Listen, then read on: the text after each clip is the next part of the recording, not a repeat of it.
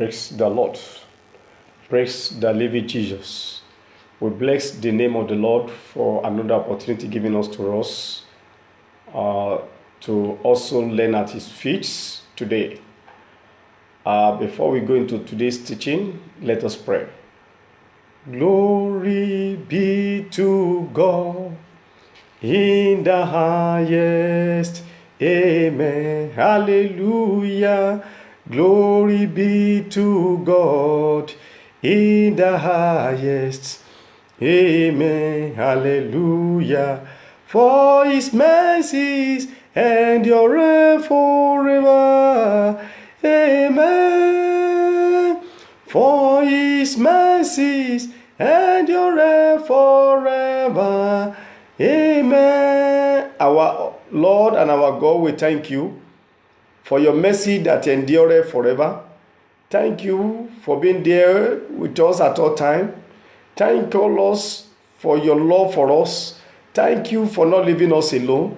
Thank you for what you have done through this program in the time past. Thank you for what you still continue to do. That may be that way exalted in Jesus' name.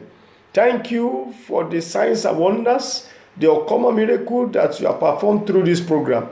The greatest miracle is not only for the lame to walk or for the blind to see, but the greatest miracle is for the perishing soul to be converted. And we thank you that you have converted many souls through this program. That be that way exalted in Jesus' name. Lord, today have your way. Do like never before. Move mightily through this program this morning in the name of Jesus. Thank you, everlasting God. Thank you, the King of glory.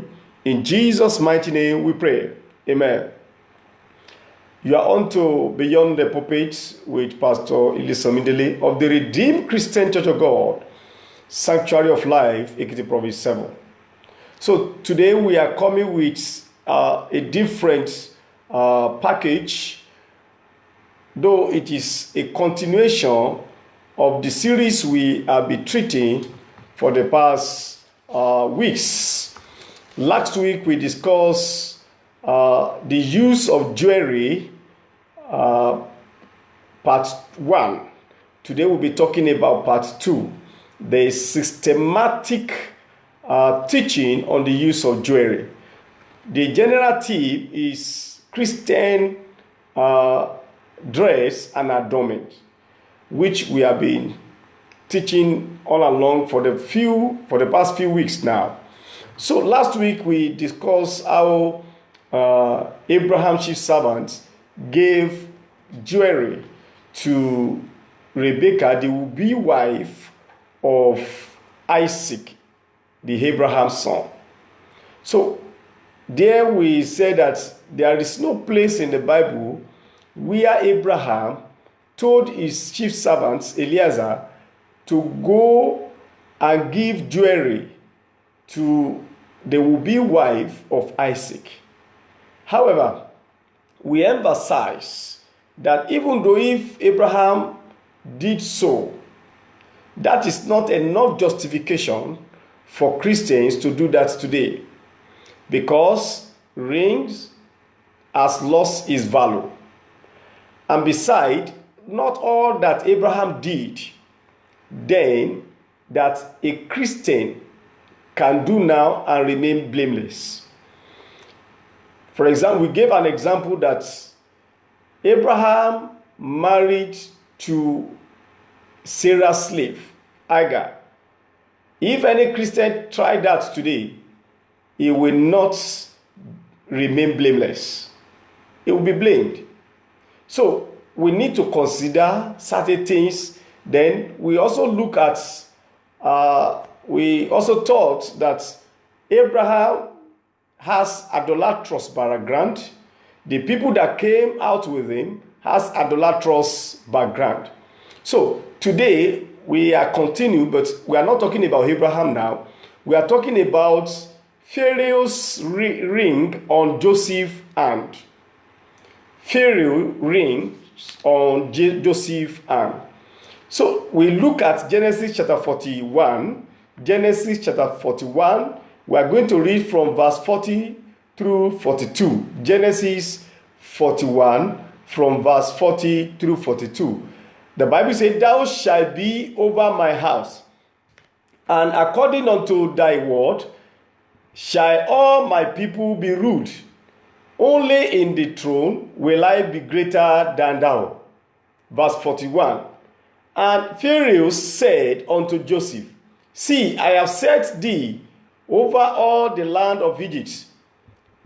And Pharaoh took off his ring from his hand and put it upon Joseph's hand, and arrayed him in ventures of fine linen, and put a gold chain about his neck." Now, here we are going to look at 2 or 3 clarifications. Let's look at clarification 1. The ring Pharaoh put on Joseph's hand or finger, so to say, and the gold ring on his neck signifies 1, symbol of authority. If you look at the passage we have read, you discover that Pharaoh made Joseph rule over his house. He said, "Only my wife, you don't have authority over her, but all other things under me, continue. You are the head. You can rule over them." See, and Pharaoh said unto Joseph, "See, I have set thee over all the land of Egypt." All the land of Egypt. All. So, he was given that ring as perhaps a symbol of authority. 2, emblem of representation or position. Emblem of representation or position. For example, it may be spiritual position, like what we like the beads used by African kings, chiefs, idol worshippers, or idol priests. In Africa here, when you see a sheep, you will know that it's a sheep with his bead in his wrists. You see beads also in his neck. When you see king, the same thing. So it signifies a kind of authority that these people, they are holding certain position in the community. Or 3, badge of office. It may be badge of office. So he has already appointed Joseph. So giving him that kind of ring, it signifies badge of office. Or serve as identity for governmental officers, such as king, governors, ministers, and chiefs. So this ring can also serve as emblem of honor and a dignity among the hidden, which is commonly practiced among them. It's commonly practiced among the hidden, even up to today. Up to today, particularly even in Africa. So, when you look at the ring that Joseph puts on Pharaoh put on Joseph's hand, it signifies, it's a symbol of authority. When Joseph was not appointed, such thing has not happened. And there is no record that Joseph continued to use that ring after that. In fact, he put that ring on Joseph involuntarily. So when you read these passages to corroborate what we are trying to say, you can see in Psalm 105, 21 to 22, Psalm 105, 21 to 22, Act of Apostles chapter 7, verse 7, Act of Apostles chapter 7, verse 10, then Genesis 42, verse 6, Genesis 42, verse 6, Psalm 105, verse 21, Psalm 105, verse 21, Esther 3, verse 10, Esther 3, verse 10, Esther 8, verse 2, Esther 8, 15, Daniel 5, 7, Daniel 5:6, Daniel 5:29. If you read all this, it's telling us about that the ring, the use of ring here, they signify or they are symbol of authority. It is not for ostentation. It is for symbol of authority. Now, clarification 2. We must note that the Eden use jewelry. Eden use jewelry even to today. This may come in form of beads associated with earthly African spiritual leaders. Yes, when you see earthly African spiritual leaders, you see beads in their hands, you see beads on their neck, just to show that we are holding particular position. 2 here, Joseph did not purchase or acquire the kinds of jewelry by himself, this kind of jewelry by himself. He did not acquire it, he did not purchase it by himself, but were put on him as parts of their cultural practices, though involuntarily. Is a common practice, it was a common practice in the land then, that when certain things happen, when a person is appointed to a position of authority, there must be something that will signify that this one has been appointed, this one is a chief, this one is a king, this one is a governor, this one is a minister. And that was the exact thing that Pharaoh did for Joseph. 3, we do not know whether Joseph used them after the ceremony. You know, they performed the ceremony, and that after the ceremony, there is no record that Joseph continued to use this kind of the rings, the chain put on him, bracelets, and some other things. 4, all these points that we have enumerated do not justify the use of jewelry by believers today who are preparing to meet the law. If you are appointed in the church, thank God, if there is any promotion, spiritual promotion in the church, any appointment, nobody will put on you a kind of chain. Nobody will put on you the hand beads or the rings, because you have to present your body as a living sacrifice, and let that your adornment be that of the inner one, not the outward appearance. Now, we are going to look at another situation here. Collection of jewelry by Israel from Egyptians. The Israelites, they collected jewelry from the Egyptians. When you look at Exodus chapter 3, verses 21 to 22. Exodus chapter 3, verses 21 to 22. The Bible says, "And I will give these people favor in the sight of the Egyptians. And it shall come to pass that when ye go, ye shall not go empty." That's God speaking there. "But every woman shall borrow of her neighbor and of her that sojourneth in her house jewels of silver and jewels of gold and raiment, and ye shall put them upon your sons and upon your daughters, and ye shall spoil the Egyptians." Now, here, some Christians also use this particular Bible passage to justify their case, why they must use jewelry, why they must use earrings, why they must use necklaces, and some other things.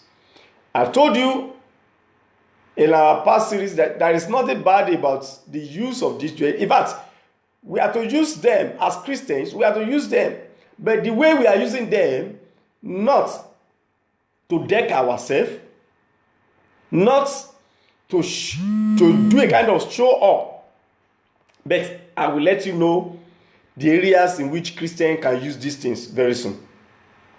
Now, the passage 1, every woman shall borrow.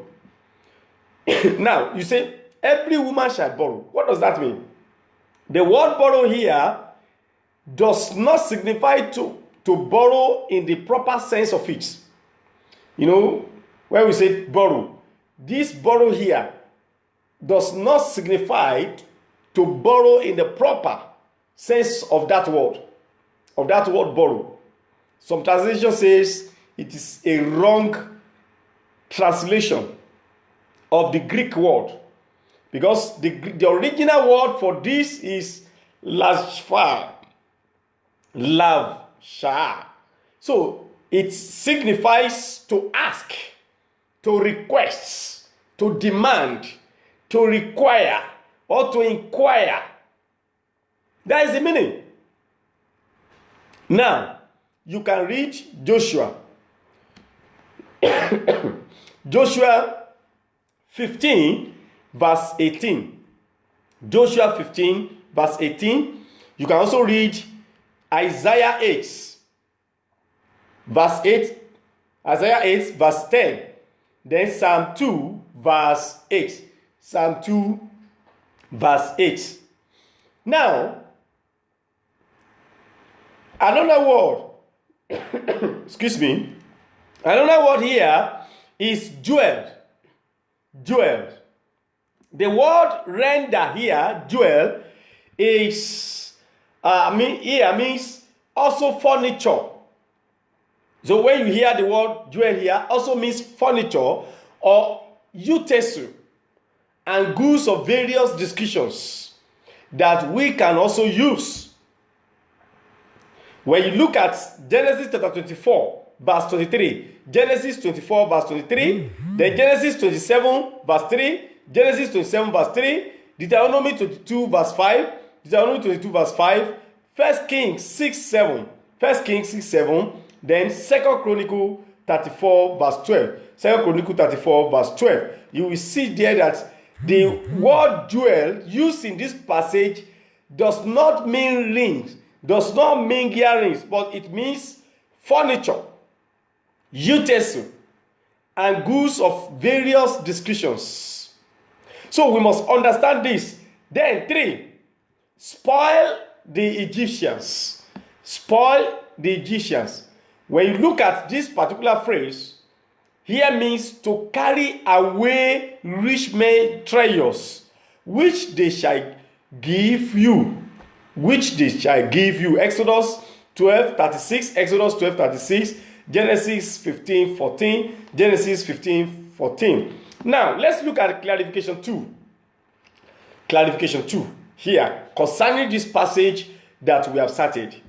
1. Though jewels were used in bodily adornments, we use jewel, the Eden used jewel in bodily adornment, especially among the wealthy. They were majorly used as treasures, as resources, as wealth, and money for those who possess them. Last week I talked about the use of jewelry, that it can also be used in form of trade by barter. Before the introduction of money, we were using jewelry as that. So it's a kind of treasure. You can regard it as money. You can regard it as resources. Now, so you too, you can use it. So the way but the way we are using it these days has already, we have already abused the use of jewelry, the purpose for which it was created for. Now, 2, the use of jewel in bodily adornment is forbidden for the righteous. It's forbidden for the righteous or for the Christian. Christian can put jewels into other acceptable uses, such as business transactions, but not for ostentation purposes. You can use jewels for you can put them into use in other acceptable uses like business. You can use them in business transaction and some other uses, but not for ostentatious purposes. 4. Jewels of gold and silver were used in tabernacle. They were used in tabernacle construction and utensils or tools. So, then the jewels of gold and silver, they were used in tabernacle construction. Even you can still use them in tabernacle construction today. It's good. And that is why God said, I will spoil the Egyptians and make sure that you plunder their jewelry, all their treasures, you get them away. Then pack them, go your way. Then when I need this, I will use them. Now let's look at the clarifications 3. Here, please let's take much attention. Pay more attention to this. The above instruction was given by God. That is, the passage that we have read to you was given by God, probably for the following reasons. 1. To plunder Egyptians of their wealth in payment for long time servitude of Israelites in the land of Egypt. Because they have served the Egyptians for long, and to pay the Israelites back, then they need to plunder them of their wealth. 2.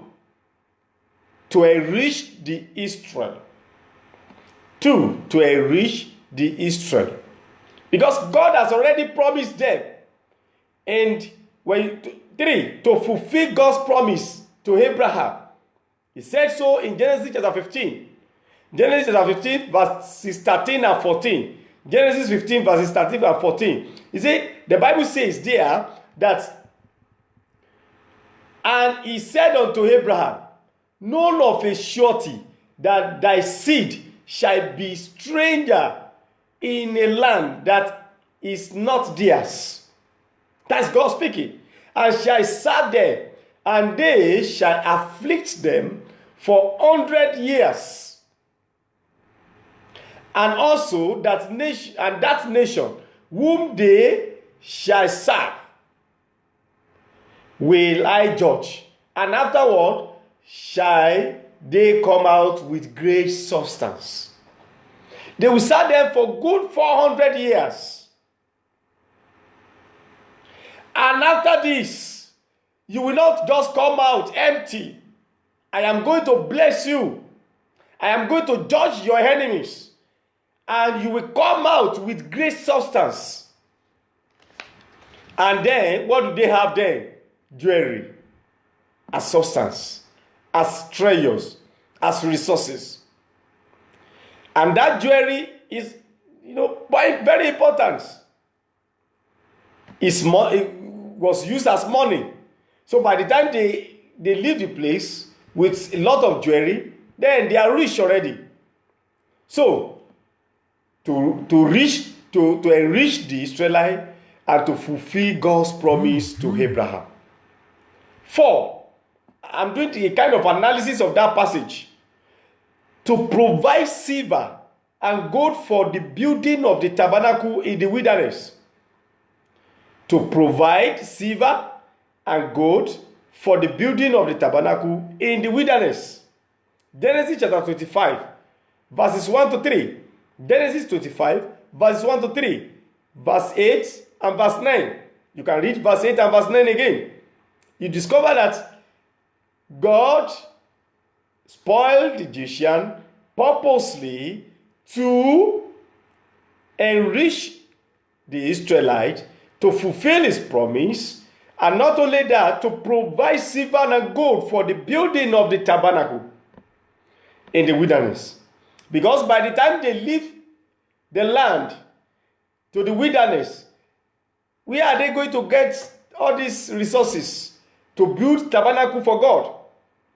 So as a way of helping them, then they must go with the Egyptians' resources. And that is God. You can't report him to anyone. You can't query him. He's the Alpha and Omega. He does whatever pleases him in heaven. So you can't report him to anyone. If he say he will kill you today, you can't query him. He say he want to destroy the whole world today. Nobody can query him. And that is what pleases him. 5. Clarification 5. Here, under this clarification 3.5 here, he said to have something to give as offering for the Lord's sanctuary. Can you see?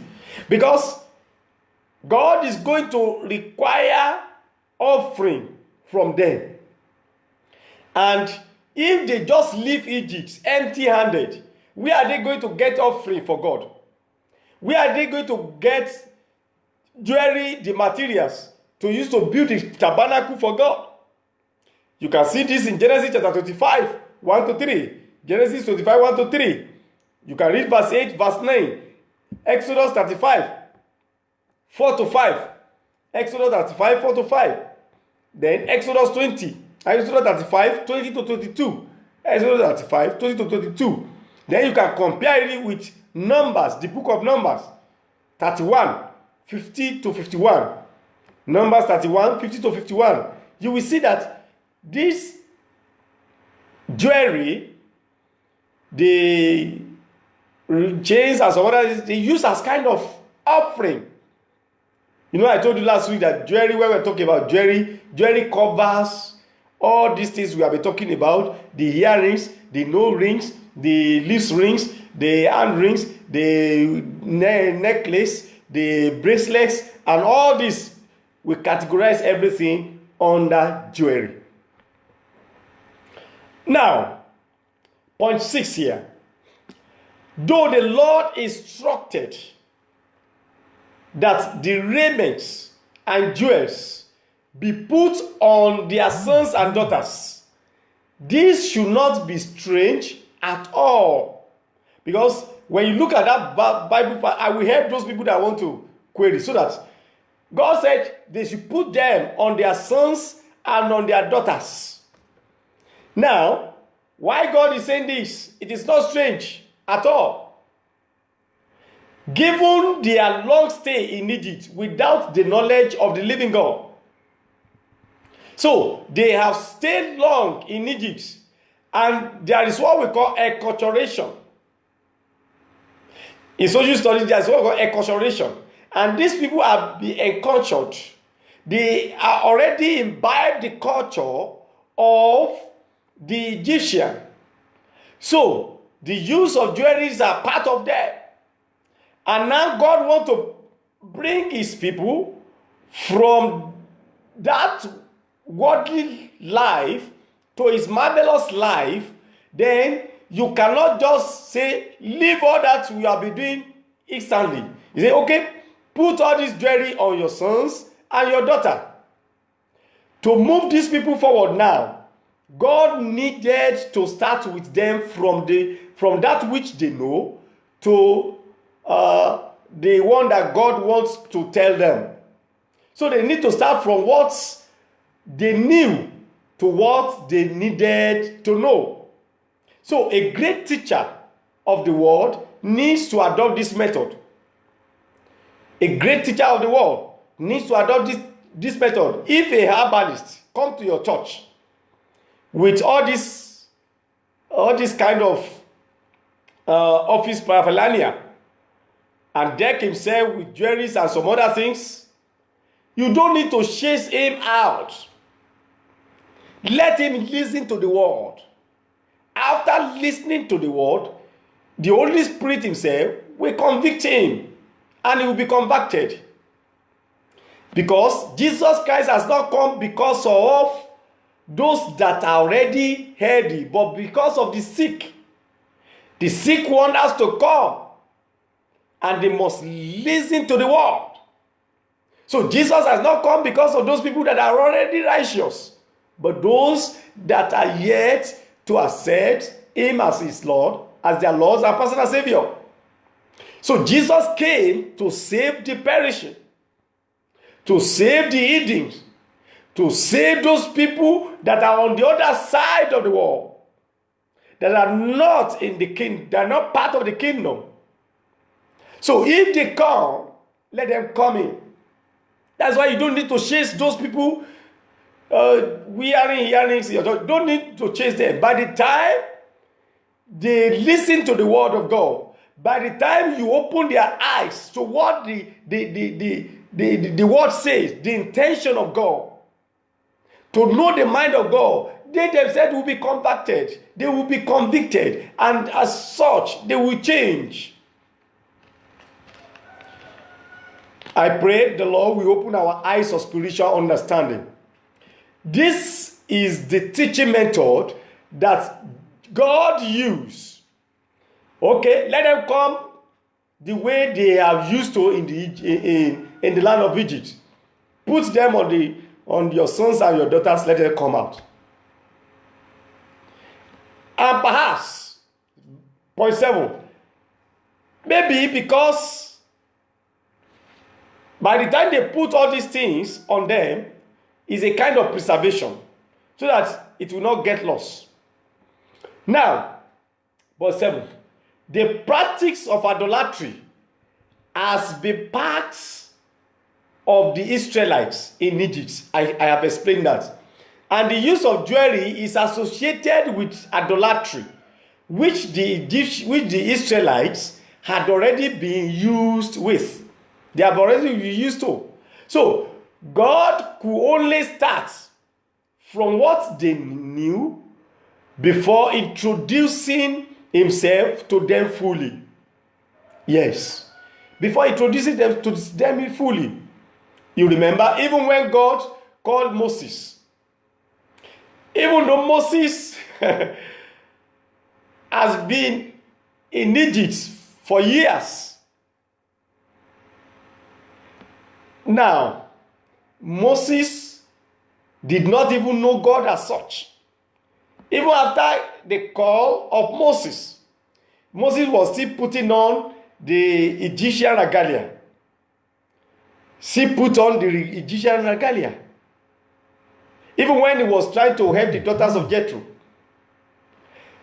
Even when these daughters went to tell their father, say, we met one Egyptian. And the way we met him, he was the one that saved us. Because he put on the Egyptian clothes. You can see. So, you cannot completely change people in a day. And that is the essence of teaching them. So now, from here, we discover that the Israelites, who have spent not less than 400 years, they stayed almost 450 years in the land. And sat there for good 400 years. They have been enslaved for good 400 years. How do you think the people can change in a day? They have been used to the culture of the land. So, God needs to take them the way they were and begin to introduce himself to them piecemeal, step by step. So, point number 8. Besides to put them on your sons. Besides that, the Bible says, put them on your sons and upon your daughters. May probably for the purpose of preserving the jewelry till when they will be required in the wilderness. I said so. Then, point number 9 you need to know. The Bible later reveals that the godly Israel stopped using jewelry as bodily adornment. Because when they were going like this, if I don't stop these people, if I don't show myself to them, they will not know that I am the Jehovah. You know, I told you last week that God did not introduce himself to Abraham, to Isaac, to Jacob as Jehovah initially. But they all know when you look at Exodus verse 6, 2 to 3, and God spake unto Moses and said unto him, I am the Lord, and I appeared unto Abraham, unto Isaac, unto Jacob by the name of God Almighty, but by my name Jehovah was I not known to them. So God did not show himself fully to Abraham, Isaac, Jacob. They knew him as God Almighty, not as Jehovah, but later he introduced himself to them. So when you don't know the mind of God concerning certain situation, you don't just begin to judge. So these people, they were yet to know the mind of God concerning the use of jewelry. And by the time now God begin to tell them, this is my mind, then they begin to change. They begin to change. When you look at Exodus 33 from verses 4 to 6, Exodus 33, 4 to 6, the Bible says, and when the people had these evil tidings, they murmured, and no man did put on his ornaments. You know, they were used to that, putting on their ornaments, the earrings, the bracelets, the pendants, the necklace, the anklets, and some other types of jewelries. The Bible says, when the Lord said, verse 5, for the Lord had said unto Moses, say unto the children of Israel, ye are stiff-necked people, you are stubborn people. I will come up into the midst of thee in a moment and consume thee. Therefore now put off thy ornaments from thee, that I may know what to do unto thee. So that is God telling them. In verse 7 of it, say, and the children of Israel stripped off themselves of their ornaments by the month of Horeb. So, in another version, say, up to today, they stop using jewelry. They stop using earrings. They stop using necklace. They stop using all these kind of attachments. Because God has revealed his mind to them. He said, I can't go with you. If I go with you, I will consume you. Because God cannot use the property of idolatry. The same property used to worship your father's God, your ancestral God, is the same property, the same instrument. You come to the presence of the Lord to worship him. God will not take that from you. You cannot serve two mammon. You can't serve money and serve God. You can't serve Satan and serve God, and serve Jesus Christ. So, you can see here now that the use of rings in Joseph's hand does not mean that the Christian should use them, because Pharaoh put it on Joseph involuntarily, and there is no trace in the scripture that Joseph continued to use that kind of ring, because the Bible made us understand in the book of Judges that they are Ishmaelites. They use earrings because they are Ishmaelites, not because they are Israelites. So the Israelites, God has trained them. He said, I will punish you if you continue to use this thing. So they stop using them.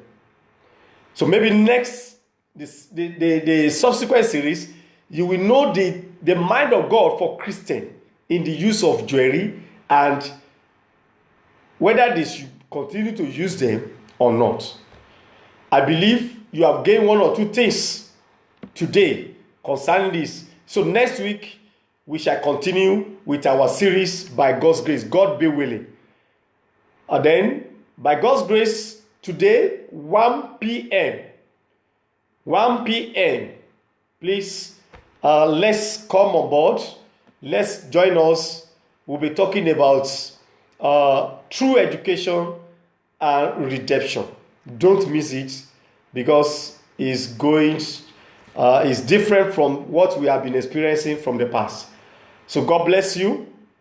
I still remain your Pastor Dele Lisame of the Redeemed Christian Church of God, saying, be good, be kind, and play safe. Bye-bye.